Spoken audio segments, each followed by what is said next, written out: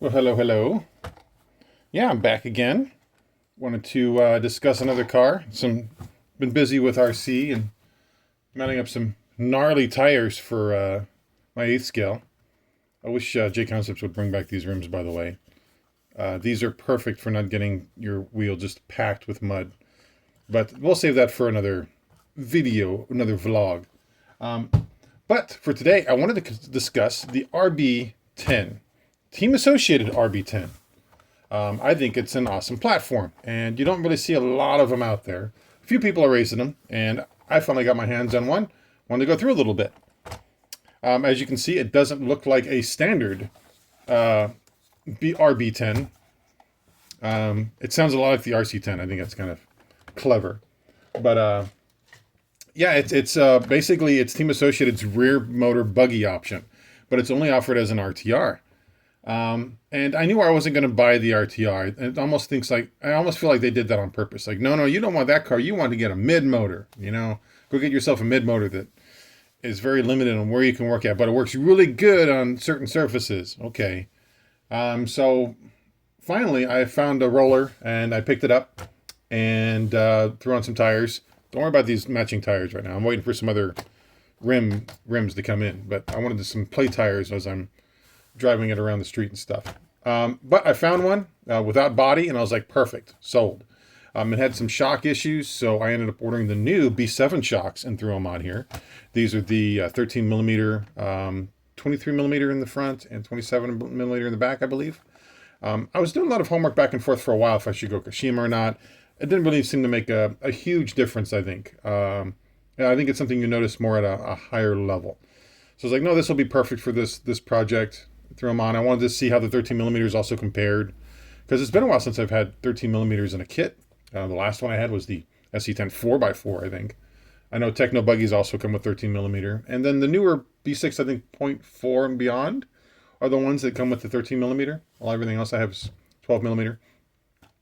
So I really wanted to test this car, and I've had some time on my B6.1 over here. This is a car that I was using just for carpet, and I'm slowly trying to get it to work on dirt. But I didn't have good experience with this car working in loamy surfaces, so I've just got some tires kind of sitting on it at the moment, and I'm playing with the setup for taking it to maybe something like Hobby Action or SDRC. But for now, I took the electronics out of this car, my B6.1, as I'm trying to get it over to a B6.1D, and put them in the RB10. So real quick, we'll go over it. Anyone who's had a B4 or B5, you're going to see some similarities with it. So just going to take this rear wing off. It does use the clip style instead of the screw type rear wing. It's not a deal breaker. It's good enough to know how to tighten, just a little foam pad underneath. And then time for the body.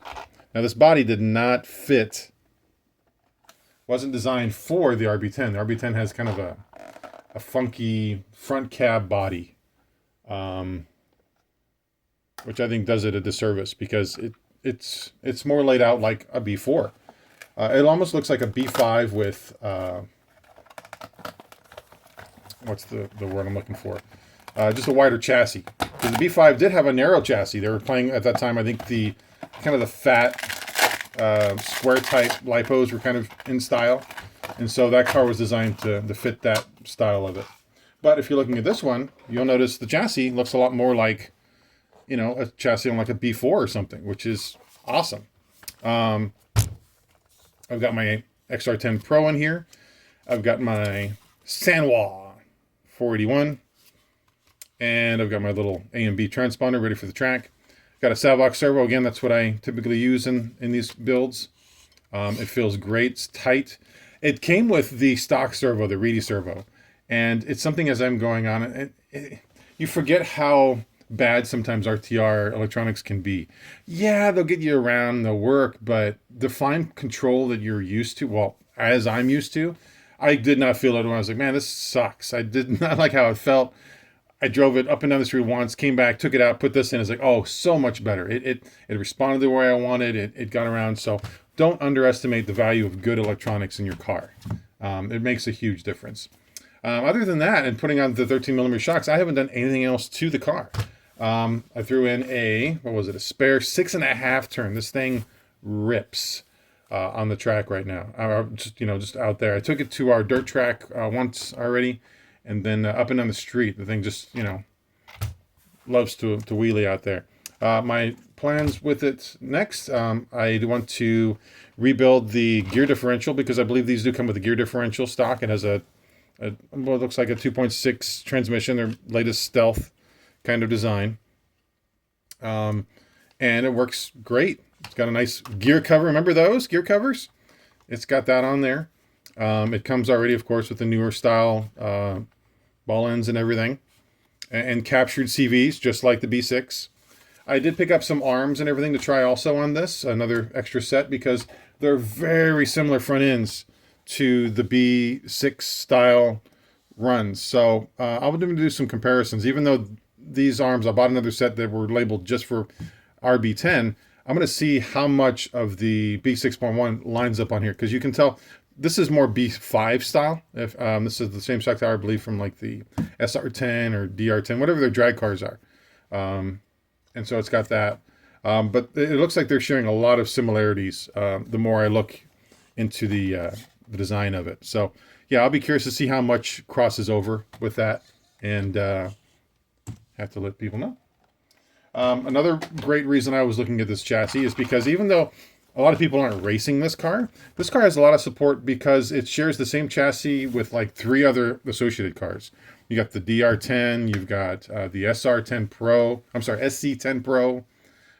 So they've got other shock towers and everything. They've got lower plates. If you want to make this aluminum metal plate on the bottom, you can. So yeah, I think that's awesome. I believe this wing mount also doubles as a body mount for one of their other cars. So parts availability is there because drag racing is popular, and this is a popular platform for their drag racing. It handles great. From preliminary testing so far, it feels a lot like a tougher B4. I never got a B5. I did have a B5M, and it was kind of weird because I could only use it kind of indoor. It really didn't work outside. That was when we were starting to play with Slicks at Warehouse 3 to age myself. But it seemed pretty good. These shocks, very smooth. A little pricey, but I feel like they're worth it. Piecing together a kit like this can be more expensive than just buying one outright, of course, which is why they give you all those parts in the kit. I believe they give you 12 or 13 millimeter, but they're blue shock styles. One set was fine. The back shocks were different for some reason on this car, so I just replaced all of them, and I have the fronts as like spares or whatnot. Yeah, I just threw on some play tires here. I was looking around. It's I was doing math on how it was getting harder to find tires for off-road buggy, because everything like Proline and things right now, I think the latest matches they have are more like ghost slicks, like these scribbles I have here, which are the ones I usually like to throw on for like hobby action, or just straight up slicks. And then some in-betweens, and of course carpet tires, because there's so many carpet tire tracks. But when I went back to Proline to try to find like a Roadhog or something, no, way off, discontinued. So Traxxas actually has this really nice soft kind of all-terrain tire from their Bandit series, and I glued them up on here, and yeah, I think they're going to work nice and look the part. They have a more of a rounded carcass, which is great, I think, for buggies. If you remember like the Roadhogs and stuff, they were pretty flat across to bring that CG down a little bit. But I love the style of them. I love how they look on the car. The geometry is pretty set from the factory. After coming and working on some RC10s, you're like, really? Why does nothing want to just work out of the box? But as you can see here, I think these cars are simpler to work on.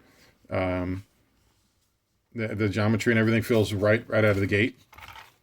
So yeah, I think it's an awesome buggy. If you find one out there, a roller, I'd highly recommend it. I'll be taking this off-road to high bike tracks as well, just to kind of see how they compare, because with my time with vintage racing on the dirt, I've got a pretty good feel of how rear motors work out there. Biggest thing I've noticed is maybe a tenth of a second slower or something like that.